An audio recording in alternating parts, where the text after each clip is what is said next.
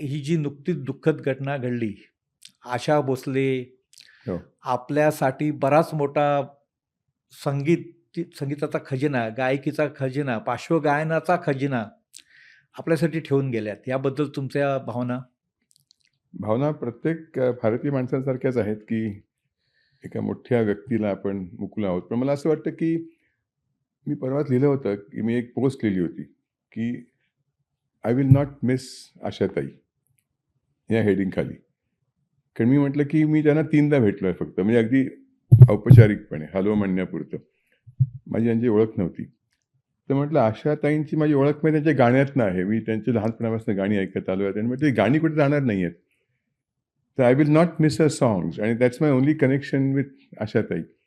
म्हणून मी I will not miss Ashatai ह्या हेडिंगखाली मी एक पोस्ट लिहिली होती. आणि त्याला मला खूप रिस्पॉन्स आला, की खरं आहे आपल्या जीवनातली कोणी माणसं गेली, की आपण त्यांना मिस करतो. हो. पण ज्या माणसांची आपली ओळख नाहीये, तर त्यांना त्यांना आपण मिस करणं कधी होतं, की ह्यांचं काही पाठी राहत नाही तेव्हा. पण आशाताई म्हणा किंवा लता दीदी होत्या. त्यांनी इतका मोठा खजिना पाठी ठेवलाय, की there is no need to miss them. खरं आहे, अगदी खरं तर आहे. त्यामुळे आणि आशाताईंची मुलगी जी होती Varsha, she was married to one of my cousins म्हणजे माझ्या वडिलांच्या आत्तेभावाच्या नातवाशीचं लग्न आलं होतं. अच्छा. हां. हेमंत केंकरे. हां. अच्छा. तर हां. त्यामुळे आमचा तोही तिकडे अशी ओळख होती आमची. हां. आणि हेमंत त्यांचा जो मुलगा होता, त्याची आणि माझी ओळख होती. तो कॅन्सरनी गेला.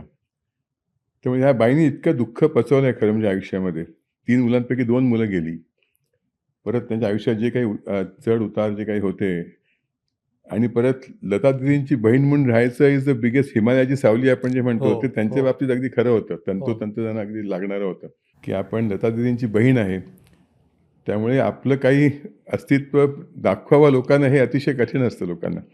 पण त्यांनी ते करून दाखवलं. त्यामुळे आशाताई आय जस्ट फील की त्या आता 92 वर्षाच्या होत्या. त्यांना मी शेवटचं बघितलं होतं राज ठाकरेंनी मराठी भाषा दिवसाच्या दिवशी त्यांनी आम्ही एकत्र स्टेजवरती होतो. आम्हाला प्रत्येकाला एक-एक कविता वाचायची होती. तर हो. मी होतो, विकी कौशल होता, महेश मांजरेकर होता आणि आशाताई होत्या. आणि त्या नेहमीप्रमाणे she was besides being a singer, त्या अप्रतिम जोक्स सांगायच्या, लोकांना हसवायच्या आणि त्या अशा खूप गप्पा सांगायच्या. म्हणजे आम्ही पूर्वी कसं रेकॉर्डिंग करायचो, आमचे डिरेक्टर्स कसे होते. त्यामुळे त्यामुळे लताबाई फक्त गाण्याविषयी बोलायच्या. पण आशाताई खूप म्हणजे आमचे हे असे किस्से होते. आमच्या रेकॉर्डिंगला असं झालं होतं, की त्या आमचा बंगाली डायरेक्टर त्याला हिंदी बोलता येत नव्हतं. तर अशात खूप काही-काही गोष्टी मजेशीर गोष्टी सांगायच्या. त्यामुळे it was very interesting to me Ashatai.